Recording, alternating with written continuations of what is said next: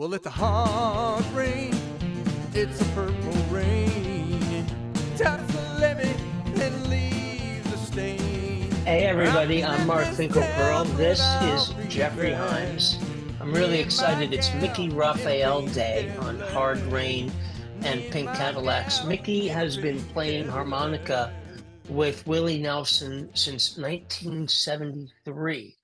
And it just so happens that, Jeffrey, you have a brand new book about Willie Nelson. Tell us about that. Yes, and here's the book. It's called Willie Nelson, All the Albums, The Story Behind the Music. And it's available at Amazon and anywhere else you might want to get a book. And what it is I talk about 152 albums that Willie released and use those to really tell his story. You know, what was it about his music that made him so, attractive to people, that means so much to people? And so when we're thinking about Mickey Raphael, why is he so significant in the Willie verse, so to speak? Because he really gave him a distinctive sound. His harmonica took the place of the steel guitar and usually has in country records. And we'll talk about that in the interview. Matt Rawlings, who's a producer and pianist in Nashville, who's often worked with Willie, he told me in an interview for the book that there's really three things that make a Willie Nelson record a Willie Nelson record. That's Willie's voice, Willie's guitar trigger, that acoustic nylon string guitar with the hole in it, and Mickey Raphael's harmonica. And you can add anything else you want to it, but it's those three elements that really identify it as a Willie record.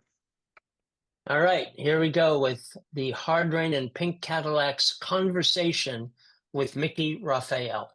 Hey everybody, we're thrilled today to have Mickey Raphael with us on Hard Rain and Pink Cadillacs. Mickey, thank you so much for taking some time. Well, thank you for having me. It's a pleasure. So you grew up in Dallas. Let's start there at the beginning. What were your parents doing in Dallas? How did that work? Well, my dad was a German refugee. He came over right before the war and settled in Dallas. And my mom was from New Orleans. And they both they got married and settled in Dallas. And I was born in Dallas and raised pretty much till I stayed in Dallas till I went to work with Willie in 73. So, and then, did you, no, go ahead. Was it a musical family that you came from? How did you get into Well, my music? mom played piano. We had a piano in the house, and I would come home from school and she would just be in the room where the piano was and just kind of meditating and playing piano. And her go-to song was Rhapsody in Blue, George Gershwin's Rhapsody in Blue. So I would come home and hear her playing that. And so that song obviously has a real special, a place in my heart. And what kind of music were you listening to by the time you were in high school? More of the folk scene. I think I was really into Dylan and even in the early 60s, the Pete Seeger and the protest movement. We were right in the middle of the Vietnam War. And then the English invasion, hooked me, the Kinks, the Stones, the Beatles, of course, John Mayall. And that was really my intro into harmonica, were the British bands that were using the harmonica as a lead instrument. So like John Mayall and John Lennon. Yeah, John Mayall, John Lennon, Brian Jones, from the Stones, played harmonica. There was a guy named Duster Bennett, who was like a one-man band in England that played, guitar and harmonica and a kick drum, I think. So, and he leaned into the more folky side. But how did harmonica become? Did you start out on acoustic guitar? I did start out on acoustic guitar, and I wasn't very good. And I don't know if I just, I just didn't lock into it. Plus, I probably didn't put the work into it. But a friend of my dad's gave me a harmonica, my first harmonica, and said, if you can learn to play Yo Susanna, I'll give this harmonica to you. So I did, and I got the harmonica. So I always kind of carried it around in school. And during the lunch break or in PE or something, I would go out on the field and just walk around the track and just kind of doodle on the harmonica. Well, that's a great advantage of the instrument is that it's so portable. Yeah, yes. Mickey, I want to jump in and ask about Bob Dylan because it's very interesting to me that obviously you were a fan growing up. You spent a lot of time, on tour with him. In fact, lately you've been sitting in on harmonica on Simple Twist of Fate. How do you feel about that journey to Bob Dylan's stage? Yeah, well, it was just an honor just to be able to watch him. I mean, you know how tight it is on this stage. I mean, nobody is allowed up there. And they asked me one night, do you want to come up and watch? It's like, well, sure, I'm the only one up here. I guess that's okay. And I guess he saw me watching the show several times, and he extended an invitation to play, which to me was an incredible honor because he plays the harmonica. He doesn't need anybody else up there. So it was kind of an affirmation or a little bit of acceptance, almost as a, if as a peer. And I was telling his tour manager, I said, I kind of wanted. I was thinking about asking him for an autograph, but then I become a fan, and I'd rather stay as a, yeah, yes. And so what about Dylan's own harmonica playing?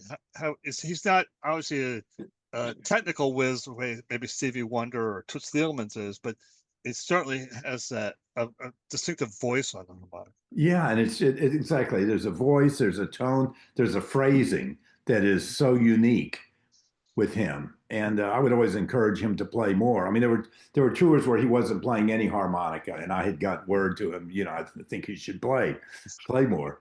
I'm sure him amping that up had nothing to do with me sending that message, but I was a real fan too. So and showed a lot of support and kind of came to him as, you've been a big influence to me, right?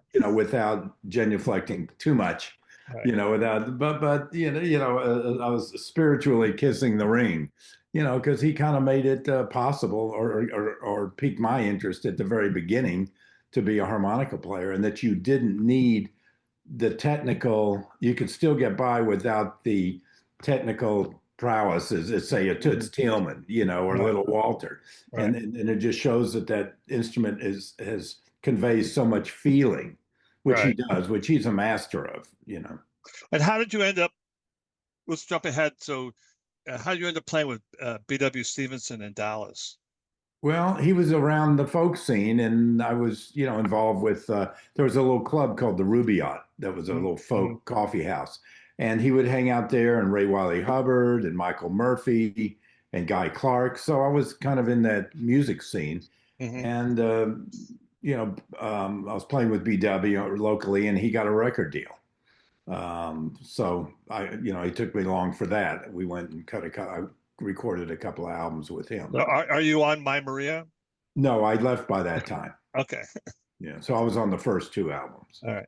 And so then you got to know Darrell Royal, the football coach for the University of Texas. How'd that happen? Well, he's a big music fan and patron of the arts and a very close friend with Willie. And he got word to me. I was living in Dallas, and I guess he'd seen me play in Austin, around with different people, because he would come into the clubs and listen to the music. So he got a message to me that he was in Dallas for one of the ball games. I think University of Texas was playing Arkansas, and he would have these picking parties in his hotel suite after the games. And Willie would be there, and Charlie Pride, and about 30 people, 30 close friends. And they'd pass the guitar around and sing. So he invited me over, said, I want you to come over. I want to meet you. Bring your harmonicas.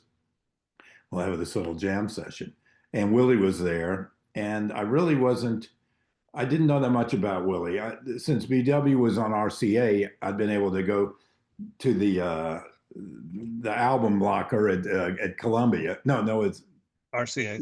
At RCA, yeah, Right. and pick up a bunch of records. And I think I got the Who. I mean, not the Who, the Guess Who, and whatever records were big at the time. And I saw an album of Willie's, and it was called Willie and Family. In fact, I have it. the album cover right up there on let's see, that top. It's hard Oh, to that's see. great. Yeah. And it's everybody in Willie's. The photograph is a bonfire at Willie's ranch, Willie's farm in Ridgetop, and the family, everybody in the family and band is standing around this fire. And I thought, man, this is a weird looking bunch. And I grabbed the album, and then when I listened to it, I think I can't remember what was on there. Fire and Rain, maybe Everybody's Talking, and some, that was my first experience with Willie.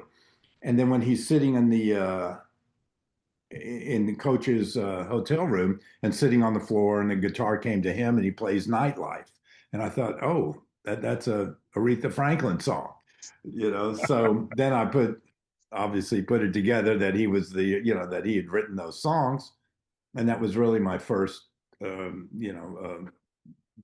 meeting with him or exposure to him. So I had no idea. I had no interest in country music at the time, and until I saw this Willie album, and it was the cover that got me. And then when you're leaving the party, he's inviting you to. Yeah, he says, "Come sit. If you ever hear we're playing anywhere, come sit in."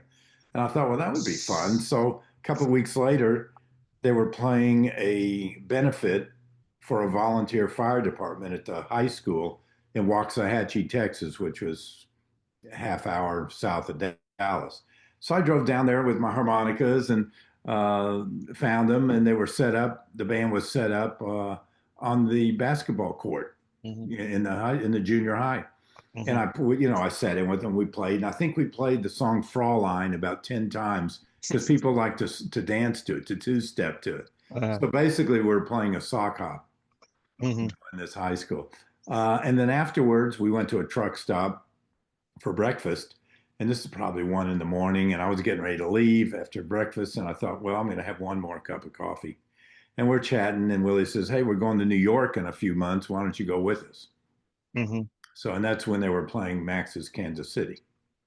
And so for the next few months, I would find out where he's playing around Texas, and I'd just drive my car down and sit in with the band just so I could get to know the show, get to know the music, and find out about who this guy was and what the music was about. Yeah, and so I should bring this in. This is the book I just published about Willie, and what happens next is sort of a key part of that story. Willie's been, he works in the studio with Chet Atkins musicians mostly, but on the road he's got a band of people he's known in Texas forever, and his steel guitarist is Jimmy Day, who's a kind of genius on the pedal steel guitar. Is also not the easiest guy to get along with, and Willie keeps firing him and then hiring him and firing him and hiring him, and finally he fires him, and then he doesn't know what to do because steel is such an important part of country music, especially at that point in history. And how do you replace Jimmy Day? Nobody else is that good, and then somehow you take over the steel role, and which is how do you replace steel with harmonica? Well, in retrospect, it makes a certain kind of sense. They're sort of sustaining instruments, and they play those kind of lines. But for you, newcomer to the band, newcomer to the genre, newcomer to these songs, how do you step into that role that Jimmy Day has just vacated? Yeah, I think I was just stepping into the role as far as when to play. He wasn't trying, I mean, since Jimmy left and he wasn't going to replace him, he wasn't looking for an instrument that sounded anywhere close to what he had. So I think he was taking a real departure. And if I hadn't been around, it would not have been another steel player, I don't think, because he just said he couldn't replace Jimmy. So you want to look for something out of left field, I think is the way he was thinking. And about the time Jimmy was leaving was when I was coming down to sit in. So I was able to play with Jimmy. Oh, you really? And get to experience that. Yeah. I was around during his last, 6 months or so. And it was intermittent that he would come and, he wouldn't be at all the shows. So I just filled that vacancy of it wasn't tonal, but it was just somebody needed to play fills other than just he. And Bobby was in and out of the band. So, it was just taking up, filling in the space. And it was a whole different sound, too. I mean, Waylon had Donnie Brooks, who was my mentor, playing harmonica, but Donnie didn't stick around too long, too. He was there for a couple of years and left. And, I don't even know if Willie was paying attention to that, but just the fact that he liked, because I mean, Willie's very focused and it's just kind of whatever's in the room, whoever's in the room at the time, Right. Is his world. So, and I was there, and you've got to be present to win. So I think I was there, just a lot of it's timing. But so the harmonica is an unusual instrument in country music, but not an unprecedented instrument. So as you say, Donnie Brooks, famously, Charlie McCoy is part of the A team in Nashville, playing lots of recorks. Right. And Oney Wheeler, Jimmy Riddle, back in the 50s, or even 60s. So talk a little bit about how those players, presented a path that you might follow. Oh, yeah. Well, they definitely, Charlie McCoy especially.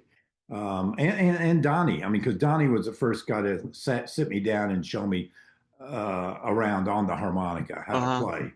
But that was like sitting on the back steps of this little club, and he wrote out on a napkin a diatonic scale, where the notes were, which was like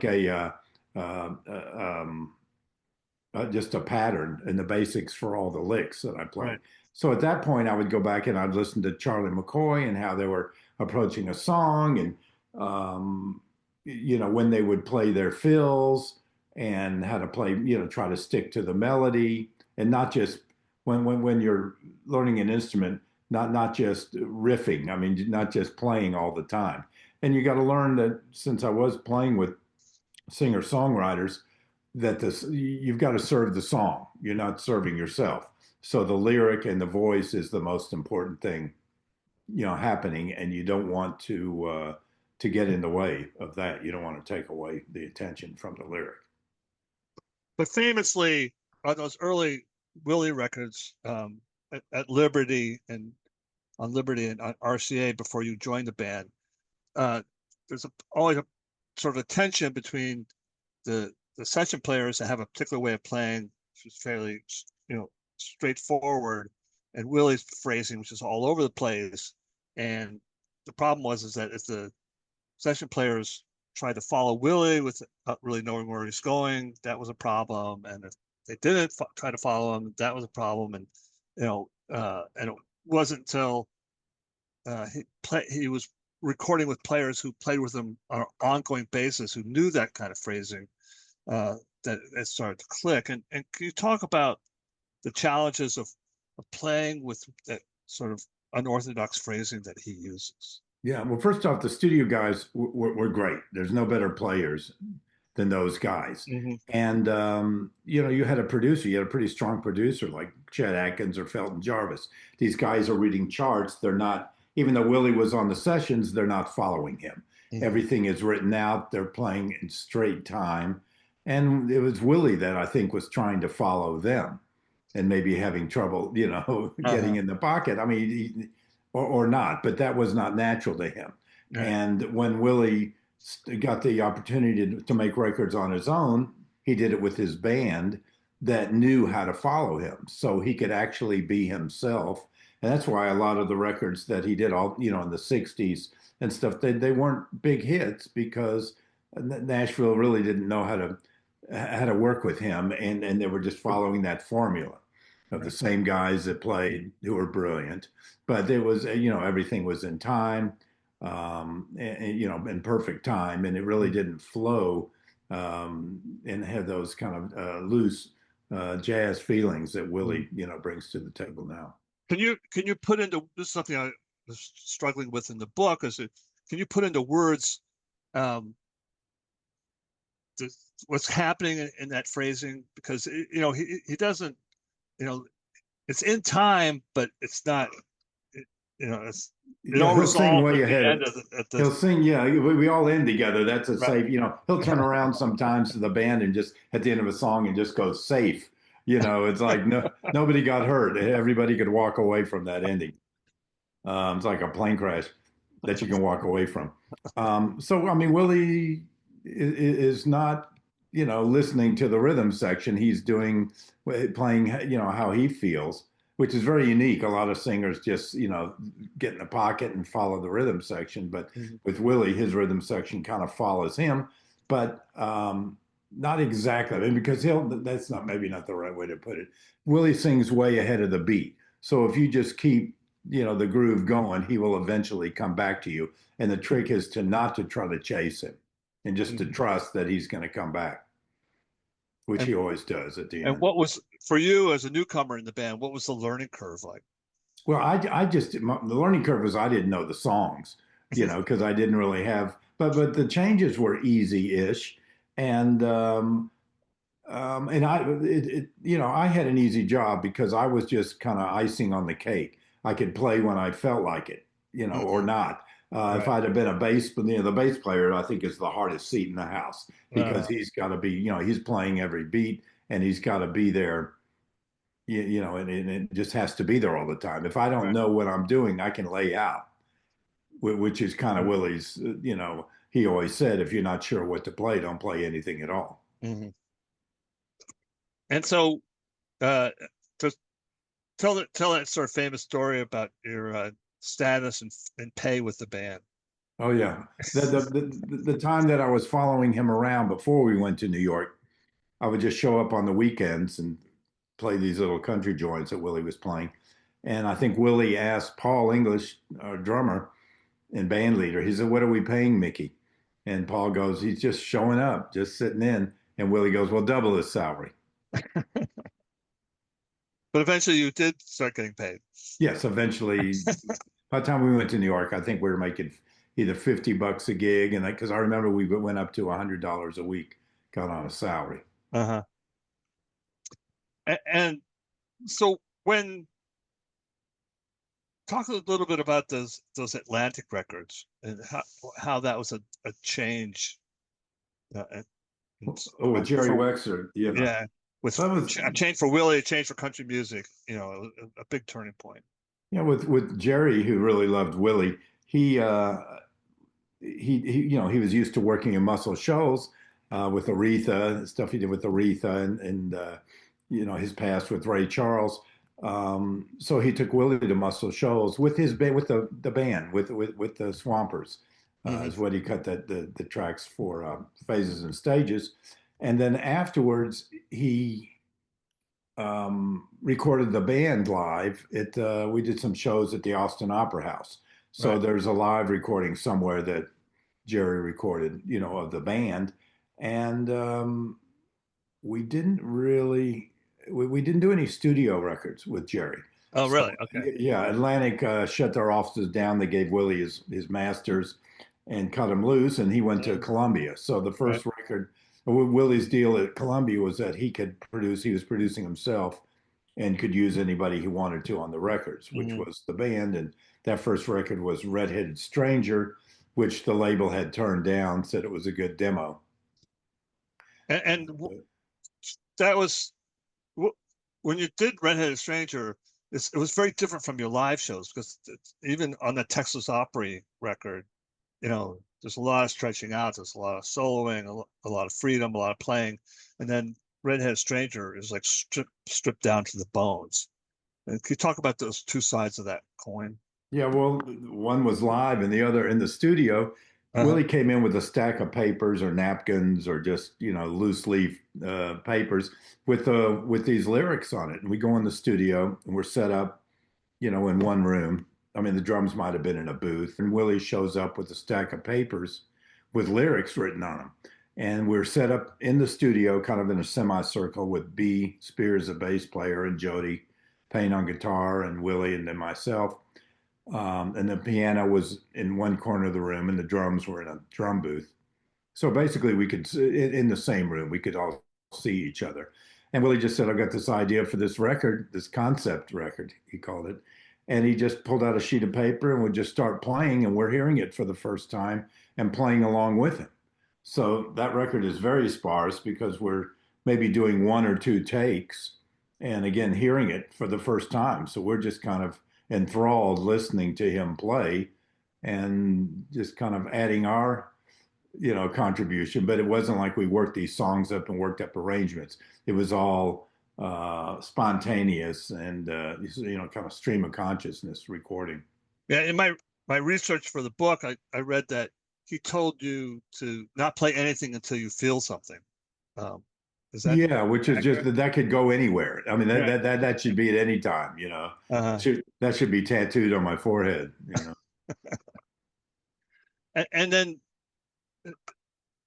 how how do things develop from there? I mean, it seems like the band became a very tight live unit and a very, very tight studio unit at the same time in the mid Yeah, and 70s. And when we're playing live, I mean, of course, you've got that energy and whatever was fueling us at the time. And Willie would, we weren't just going to play 3-minute songs. You have something like Bloody Mary Morning, which was not that long a song. Willie would start playing a solo and just extend it. And, right. he's such a wonderful guitar player. And, he'd play, these really long, and that song we could go on for 10 minutes and everybody would take a solo and just Mm. play till they didn't want to play anymore. And with the live audience, that works, and that's the energy we are feeding off the audience. So Willie famously listened to a lot of jazz when he was younger, and through his whole life, mostly sort of pre bop jazz, but and at the same time, you guys were sort of in that the akin to the sort of jam band things that was happening with the Dead and the Allman Brothers. And for yourself, what sort of musical guides do you have for those kind of extended solos? Well, for myself, I mean, first off, Willie's jazz influence was Django Reinhardt, who he would listen to even to this day, a lot. He's still listening to Django. But I was a big Dead fan. Mm-hmm. So the Dead, Jeff Beck. Again, go back to the English, invasion. Mm. Fairport Convention. And just before I got into really Chicago blues, which I never Mm. had a blues gig. So while I appreciate it and love it, I never stepped in those into that chair. But definitely the Dead. I mean, when I was in high school, I had Working Man Dead and all the first records, the one with the creature from the Black Lagoon on the front of it. Mm-hmm. And so I was very familiar with that that style of music and that style of playing and just jamming. Mickey, I'm a guy who I saw the Grateful Dead 80 times. Wow. So I have to ask you about, the gigs that you saw in the 70s. You must have seen the Dead live during that whole Wall of Sound period.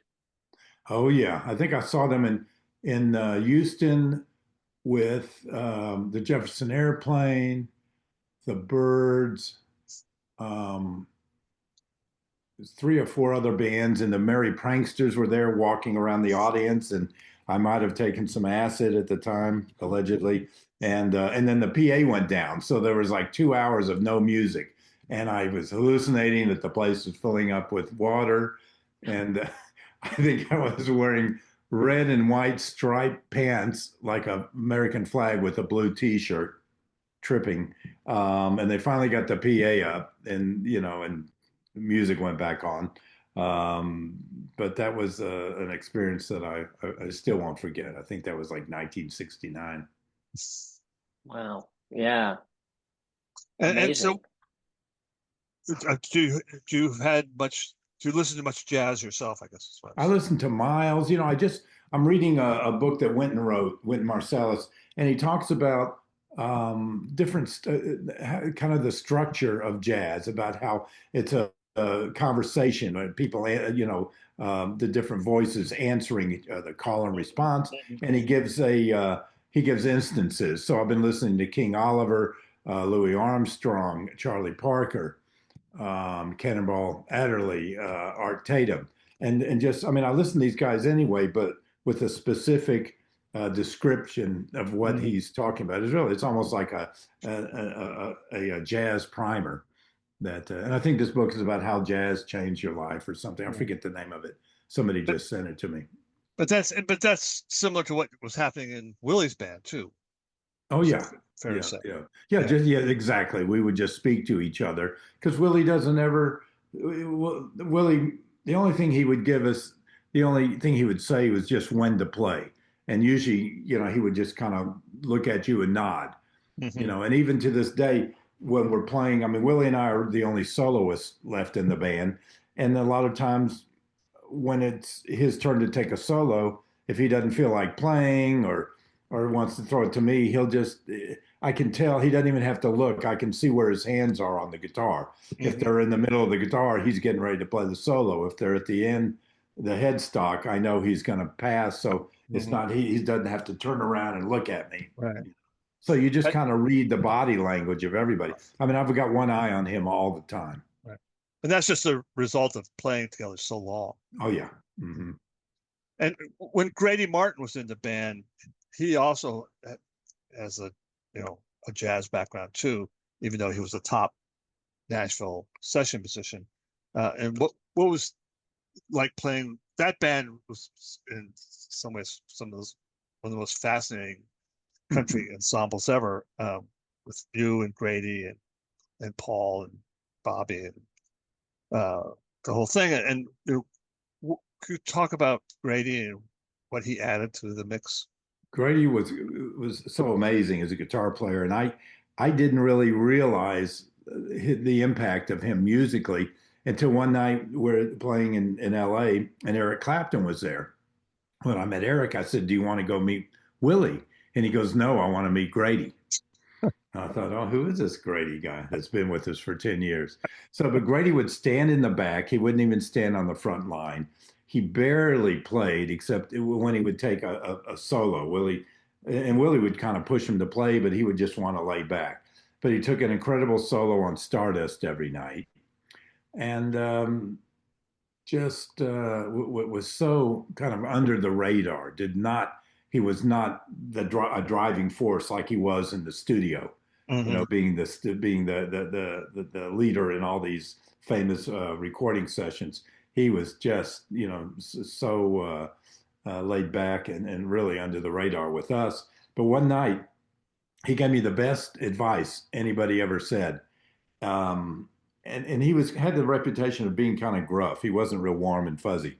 But he said, he said, "Smoke a cigarette." He said, "Take that damn thing out of your mouth. You play too much." which was the best advice anybody had ever told me. I wish he'd told me 10 years earlier, and what's funny is I mentioned that to Charlie McCoy, and he said that Grady told him the same thing, in the studio. It's like, don't play when the singer's singing. Right. So when you're figuring out what to play, how much are you listening to the lyrics and trying to reinforce the lyrics, or are you just thinking about the music? No, I'm totally listening to the lyric. So give me an example of how that affects how you play. Well, if it's a sad song, I might find a spot, just to react to whatever the lyric, may be, but not cover. I'm not playing when whoever is there is singing, or if I am, I'm maybe playing a single note that just lays a pad or creates a mood. Really, there's not a lot of movement.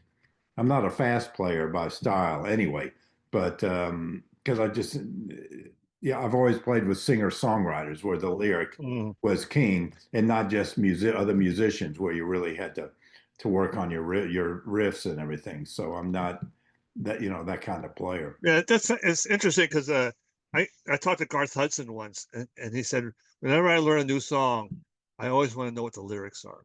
Oh yeah. In fact, even in a session, sometimes we'll have a chord chart, but I'll ask for the lyrics. Uh-huh. Because if I'm That'll, listening to music, I can't hear the lyric.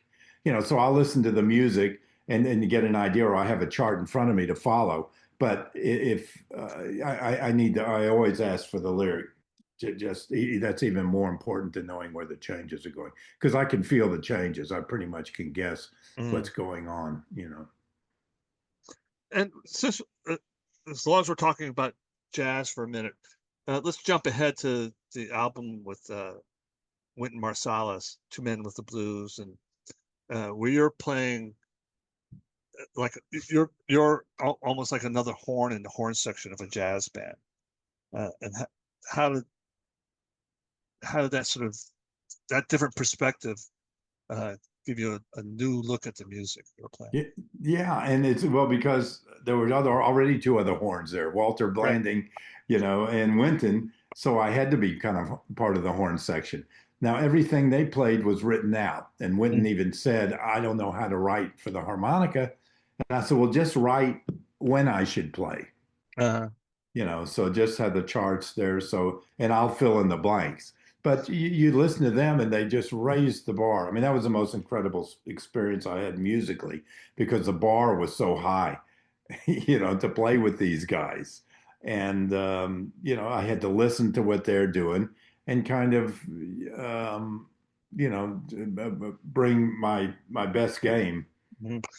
In the book, there's a quote from Willie where he says that uh, you know, or it's a quote from Wynton.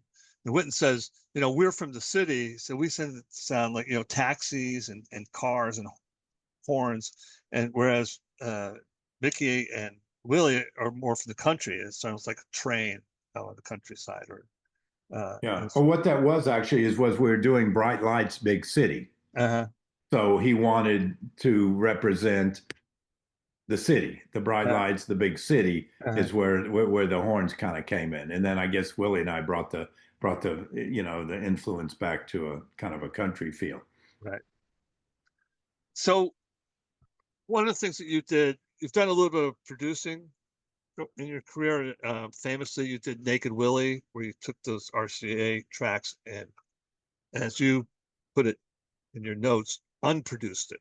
Can you Mhm. talk a little bit how that came about and what your intention was? I think the inspiration was that, well, I had listened to Let It Be Naked, which was the Uh-huh. Beatles. They took off the um, the strings on Let It Be, and I thought that was such a brilliant move. I mean, the record still stood up, and you hear the Beatles. You don't hear Mhm. any of the sweetening on it. And my favorite years of Willie's were the '60s. The '60s recordings. Lyrically and just the arrangements were perfect. There were 3-minute songs, and the studio band were the greats.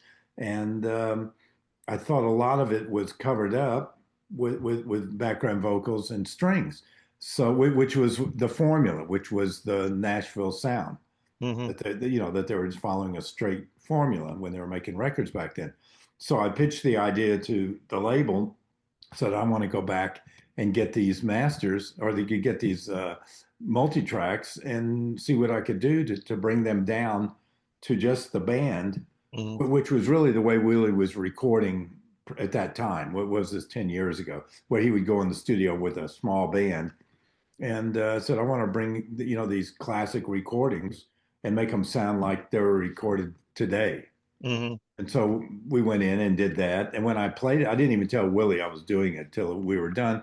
And I played it for him, and without the strings and the vocals, background vocals. And he goes, "What did you do? That sounds normal to me." And I said, "Thank you. That's what I want." So when he recorded the songs, that's all that's how he left the studio. Was All it the hard? Was it hard to disentangle Yeah, it was because there was a lot of recording. They were recording the same room. So Uh-huh. you might have the piano going into the vocal booth. So the engineer, I use Tony Castle, who does Willie's records now. They could identify the frequency of of the strings, say, and erase that frequency, um, I used to go like this because there was a little light that would go across the screen. Erase that frequency between the words. Right. So you would identify the frequency and it would literally just take it out of the mix, but you'd have to go in between words and phrases. And it took a long time. It was very tedious to do it. They probably come up with a better way to do it now. But some of these records were 3 tracks. So you'd have the whole band and the strings sometimes, just split up on 3 tracks. But so, I mean, what's interesting about that record is that it proves there's a lot more of value on those RCA records than a lot of people suppose.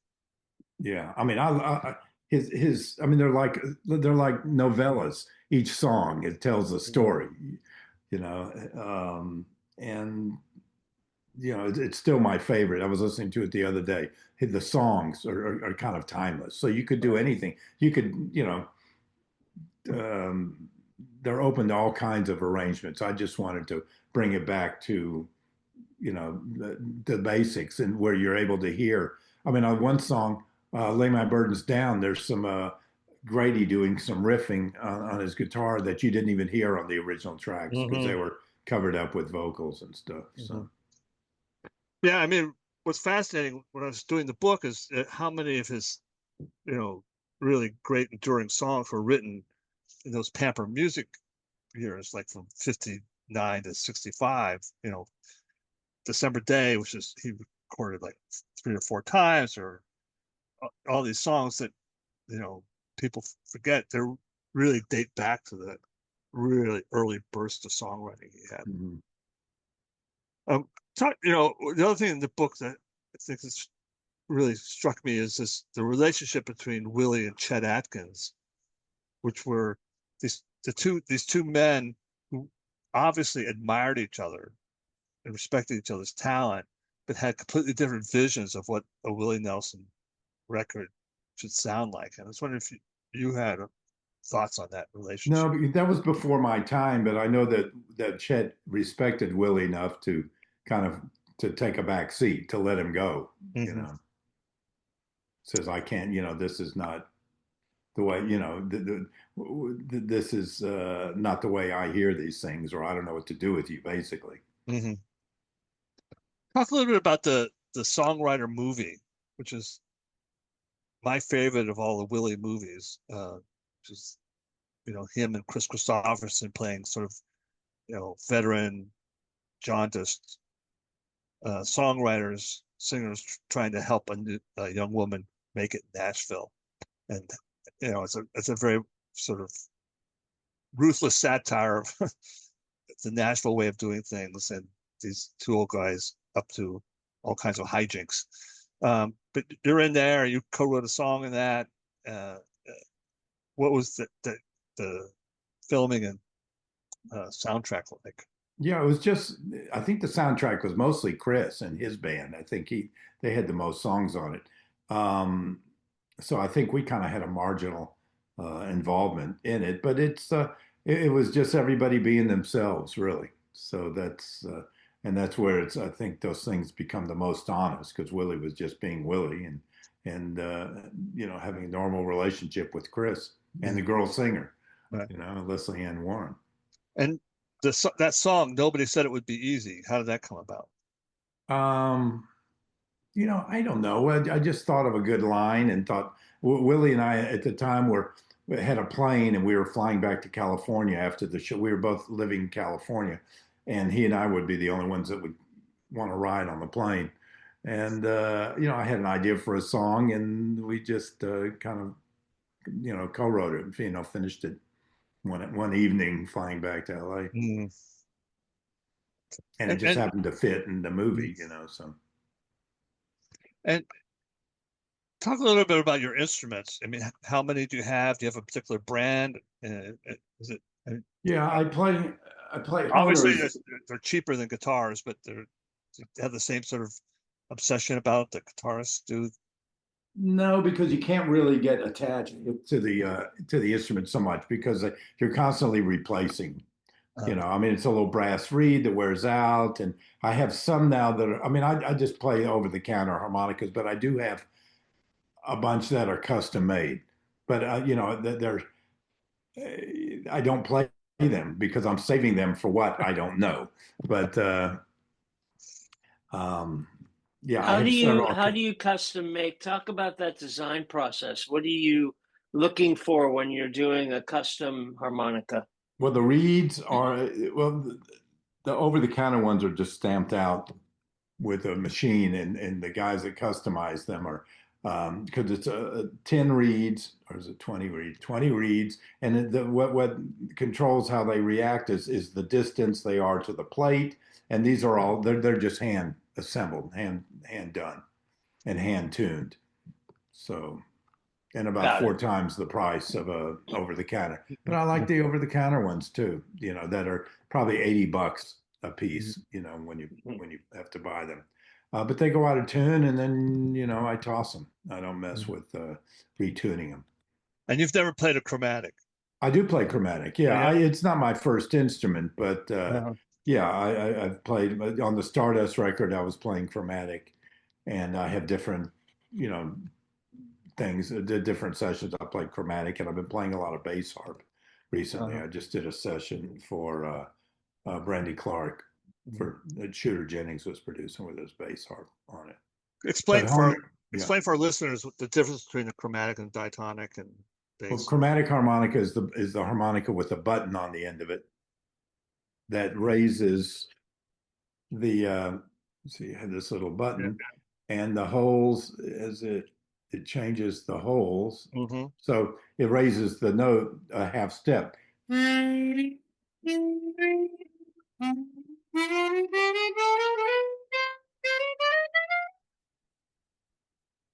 So putting the button, it's like going from the white key to the black key with the button. Right. So you have a whole chromatic scale. And if I was a legitimate musician, I'd know how to play one of these things. So. And that's the instrument that Stevie Wonder plays. It's tuned. Plus, it has a whole different tone than the diatonic, than the little tin-hole harmonicas. But the tin holes are more based or more accessible in blues because you can kind of, you can bend a note. I have one here. With the changing the pressure on the air, you can you make the tuning different.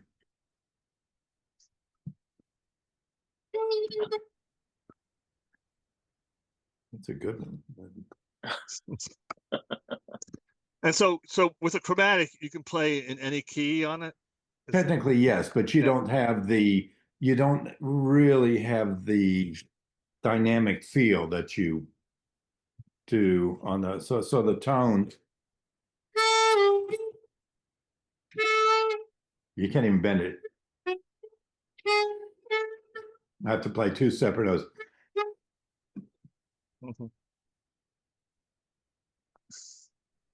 So it's a lot more of expression on this, but you have more notes capability, and you can play in every key on this. Where if I want to go to another key, I have to switch to another harmonica. Another harmonica. Right. And do you play single note stuff on the harmonica, or do you always play sort of all single note? Yeah, pretty much. I mean, if it calls for a chord, but mainly single notes. Okay. And so, talk a little bit about your career aside from Willie. I know he's been your main gig for most of your adult life, but yeah, you're on with Chris Stapleton now. Is that correct? Yeah, for the last 10 years, I've been working with Chris. When Willie's not touring, I'll go out and I'll do shows with Chris. And how did that relationship come about, and why did you want to do it? Well, because they asked me to play on the first record. And the first record sold 10 million copies. So I said, okay, I'm in. And he's great. He's such a prolific songwriter. Reminds me a lot of a young Willie. And it's fun. The music's great. It's different. It's a whole different feel than Willie, and it's good, clean fun. Anything else you're in the works that you're doing? Yeah, I'm talking to the Nashville Symphony about maybe doing something with them next year. Um, I've done a couple of solo things where I had where I just brought in some where I had Chris's band backing me up, and I myself and Bill Evans, who played sax with Mhm. Miles in the '80s, Right. have kind of a repertoire where we'll play, do tunes together. Like Jean Pierre, one of the Miles songs, Hmm. Hmm. compared to what. Um, I opened up with "On the Road Again," but the canned heat version, and have Waylon Payne, who's Jody Payne, our guitar player's Right. son, singing with me. So I've done a couple of solo gigs like that. It's nothing I really want to do regularly, but you know, when I'm forced into it, I'll say yes. And have you had a chance to dig into my book yet? Yes, it's fabulous, by the way. No. It's Good. great. I'm glad. I mean, I can use it too because there's a lot of recordings I didn't even know we did. Some of them are compilations that they just threw together. Right. And Yeah, it's like when I started counting them up, I ended up writing about 152 of them. And when I was organizing my research, I realized I already owned 120 of them. So I had a head start. yeah, yeah, it's very helpful. In fact, I need to send one to Mark, our Willie's manager. All right. I mean, it's good to do research. It's good to have. Because I did that book, with David Ritz. That's the story Right. behind the Right. songs. We took 100 Yeah. songs and just wrote, and in Willie's words, Willie, is talking about what he went through Yeah. writing the songs. I read that as part of my research. I like Oh, that. really? Ah, Yeah. okay. So, And the pictures you have are great. I had to go through. I did the pictures for the David Ritz in my book, and it was a nightmare going through that stuff. uh-huh. Yep. I like that. The thing that I sort of discovered in the book, I was trying to figure out, what what makes Willie so fascinating for us for so long. And it's to me, it's not the marijuana or the farm aid or anything like that. It's the music. It's central to his appeal, I think. And what's happening in those songs, not all of them, but a lot of those songs, they're all about dealing with loss. He's just broken up with somebody, or his relationship's in trouble and it might break up, or someone has just died, or something's gone wrong financially or career wise. And he has this way of, facing up to whatever bad thing has happened and acknowledging it and, you know, feeling the pain that it causes, but also at the same time maintaining his dignity and moving on, moving forward. Mhm. So whether it's funny how time slips away, or Angel flying too close to the ground, or any of these songs, it's all about this. You can be hurting and sort of maintain your dignity at the same time, which is a tough combination to pull off. It's easy to be in pain, or it's easy to be, Mhm. confident, but to have the two of them together. And I think that once I sort of hit on that, so song after song after song after song. And some of these songs were inspired by a composite of breakups or Mm-hmm. of people. Like when he went back to talk about why he wrote the song or the inspiration. I think some of them he couldn't really pinpoint exactly where it came from, but it was what was going on in his life at the time, and it wasn't mainly because so and so there was a particular breakup. But what I love about it was that it was a composite Right. characters. Yeah, I mean, it's like he's a writer. Writers like a not songwriters like a novelist. They have an imagination. They make things up. They invent Mhm. characters. Willie may never have been crazy enough to talk to the walls and the ceiling, but he No, could but that imagine part how he you could. was. That part you can take literally, I think. All right, Mickey, this has been great. Time has flown by. I really appreciate your time, and hopefully we'll get to meet up face to face sometime. Yeah, definitely. Yeah, especially when we come back up there too. Yeah, yeah. Thank Great. you, Mickey. All right, thank you. What a great guy, great insights, great, what I mean, he's been a fly on the wall for a lot of really important moments in music history, hasn't he? He has, and I think it's important. He's made the harmonica a major instrument in country music, and you know, when he joined Willie's band in 1973, that's when things really sort of turned around and became the Willie Nelson experience that we all know. So it was great to hear his view of it. I'm glad he liked my book. That made me feel good. So Yeah, and that book, your new book on Willie Nelson, available wherever you buy books. And we want to thank all of our supporters on Substack who have been listening and reading Hard Rain and Pink Cadillacs. We very recently just went over 100 subscribers. We started this thing on July 1st, and I think that obviously we're moving in an upward direction, which is great, and we appreciate it. We appreciate all the support. And if you want to share Hard Rain and Pink Cadillacs with a friend, or 10 friends, or 15 friends, please feel free to do that. Yep. And we'll see you all soon. Thank you.